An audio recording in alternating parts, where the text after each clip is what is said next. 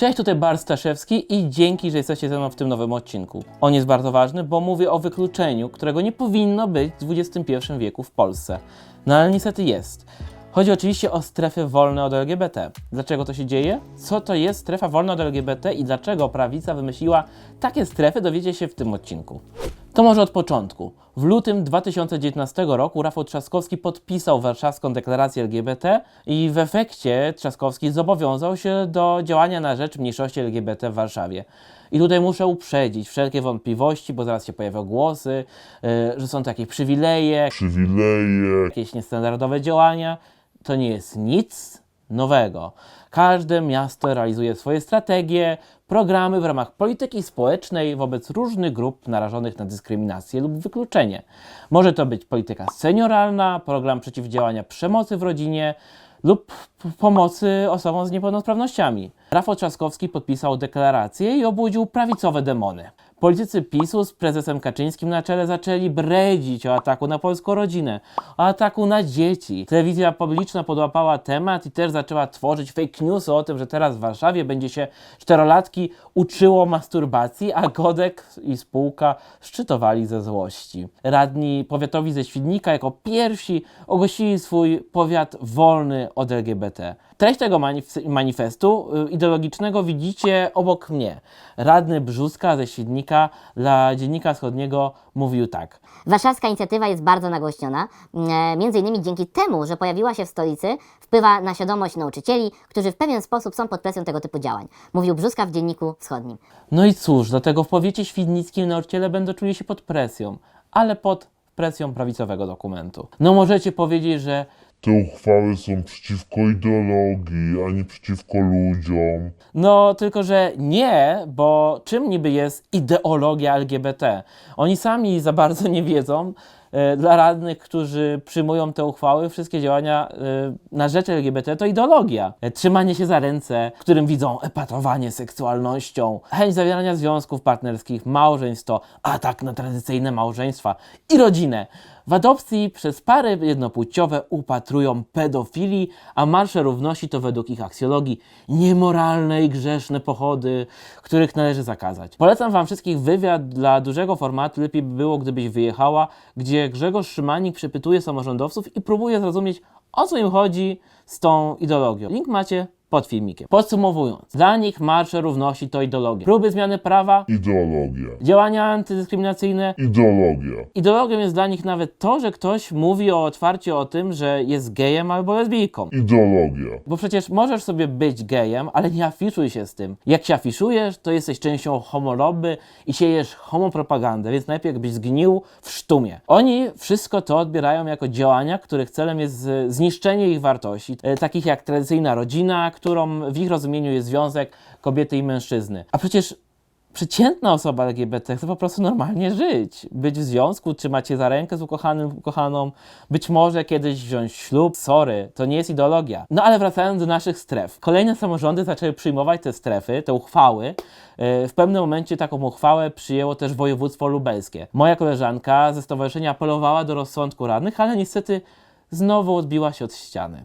Usłyszała też kilka obrzydliwych słów od ówczesnego wojewody lubelskiego Przemysława Czarnka, który na swoich obraźliwych i chamskich tekstach wybił się do Sejmu. Wtedy do mediów wyciekł list, gdzie namawia się radnych PiS do przyjmowania takich uchwał. To była obrzydliwa akcja, która miała na celu zohydzić osoby LGBT mieszkające w gminach czy powiatach w całym województwie. I tak gmina po gminie, powiat po powiecie przyjmowano te uchwały. W sumie przyjęto ich kilkadziesiąt różnych, w tym około 50 takich, gdzie wprost ogłaszano się strefami wolnymi. Wszystkie te uchwały zostały zebrane na stronie atlasnienawiści.pl, którą prowadzi kilku aktywistów, m.in. Kuba Gawron. Tam możecie łatwo sprawdzić, które samorządy przyjęły uchwały i jaka jest ich treść, bo wszystko jest podlinkowane i udokumentowane. Dzięki nagłośnieniu tego problemu przez różnych aktywistów udało się nam zainteresować Parlament Europejski, który potępił strefy w rezolucji, a także Rzecznika Praw Obywatelskich Adama Bodnara, który zaskarżył wybrane uchwały do sądu. No ale co z tego, skoro nic to nie zmieniło? I teraz powstają nowe strefy wykluczenia, tym razem spod biura radykałów z organizacji Ordo Iuris.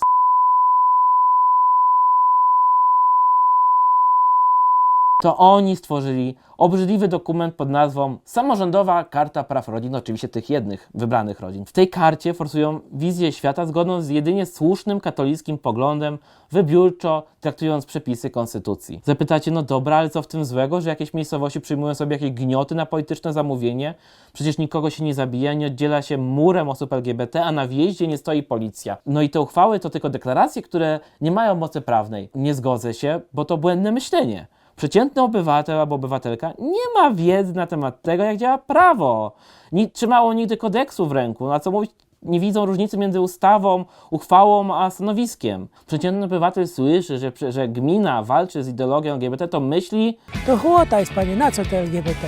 I taki sygnał idzie do społeczeństwa, że osoby LGBT są jakimś zagrożeniem, że mają jakieś złe zamiary, że trzeba się przed nimi bronić, jak tylko się da. A jak się mają czuć młodzi ludzie, którzy tam po prostu mieszkają i chcą wyjść z szafy?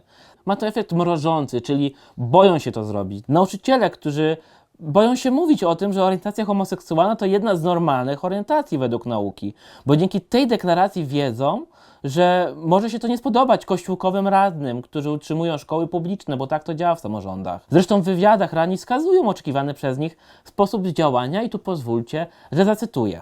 Jeśli w naszych szkołach są dzieci, które przeżywają rozterki związane z tożsamością, to trzeba im pomóc. Jak dziecko przychodzi do szkoły z tęczową torebką czy koszulką, to reakcja na pewno nie będzie wyganianie go ze szkoły, tylko wychowawca okaże zainteresowanie, czy dziecko poddaje się medialnej presji i modzie. I pokaże mu się to, co jest dobre i szlachetne. Oczywiście, dobry i szlachetny jest jedynie katolicki punkt widzenia w oparciu o katechizm Kościoła katolickiego. A ktoś, kto nosi tęczową torbę, to jest agent. Homolog. Długo myślałem, jak zwrócić uwagę na problem stref, aż okazało się, że rozwiązanie mam przed nosem, po prostu. Skoro samorządowcy ogłosili się strefami, te samorządy ogłosiły się strefami, to postanowiłem to pokazać. I zamówiłem znak drogowy strefa wolna od LGBT w kilku językach. Pomyślałem, no dobra, jest znak, to wszystko, robimy zdjęcia, ale pomyślałem, że chyba jednak nie. Jako filmowiec wiem, że prawdziwa siła leży w ludzkich historiach, więc poszedłem o krok dalej.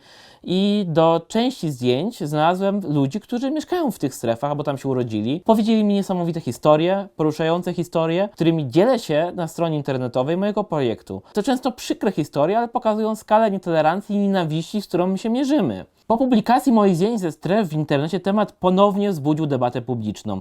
Na stronę poświęconą projektowi zaczęło wchodzić tysiące osób, a Twitter i Facebook wybuchły. Prasa na całym świecie oszalała i o strefach wolnych od LGBT dyskutował, no mogę powiedzieć, cały świat. Tych wszystkich uchwał jest już ponad 100 i ciągle różne prawackie organizacje lobują kolejne, aby kolejne samorządy przyjmowały kolejne uchwały. To chyba taki jęk rozpaczy fundamentalistów i politykierów, których świat się powoli rozpada. Prawo do małżeństw, prawo do ochrony przed dyskryminacją, prawo do spokojnej tranzycji dla osób transpłciowych są już standardem na Zachodzie. Z powodu ślubu par jednopłciowych na żaden kraj nie spadnie kometa. Sąsiedzi takich par nie zaczną się rozwodzić, na litość boską. Politycy są naprawdę naiwni, jeśli myślą, że powstrzymają postęp, tworząc egzaltowane uchwały, które nie mają nic wspólnego z rzeczywistością. Na serio. Młode osoby LGBT coraz częściej mówią o sobie otwarcie, chodzą za rękę, pojawiają się na studniówkach w parach, i koledzy i koleżanki widzą to i coraz częściej traktują to jako coś normalnego. Kurwa! To pokolenie już nie kupuje tej prymitywnej propagandy polityków PiS, Ordo Iuris, czy Kościoła katolickiego, czy innych dziwnych ludzi. Straszenie diabłem czy egzorcyzmami nie działa. Jest 2020 rok. A w 2019 mieliśmy rekordową liczbę marszy równości w całej Polsce, mimo obrzydliwej propagandy TVP i obrzydliwych wypowiedzi polityków i członków Kościoła. Społeczeństwo obywatelskie rośnie w siłę, im większy spotyka opór władzy. Czas fundamentalistów się kończy. Jeśli chcecie wiedzieć więcej o moim projekcie i chcecie śledzić jego losy, zapraszam na mojego Face'a albo na stronę strefywolneodlgbt.pl. Link macie też pod filmem. I to tyle. Dzięki za dzisiaj. Zostawcie komentarz, podzielcie się swoimi uwagami albo poproście o kolejny temat, cokolwiek uważacie.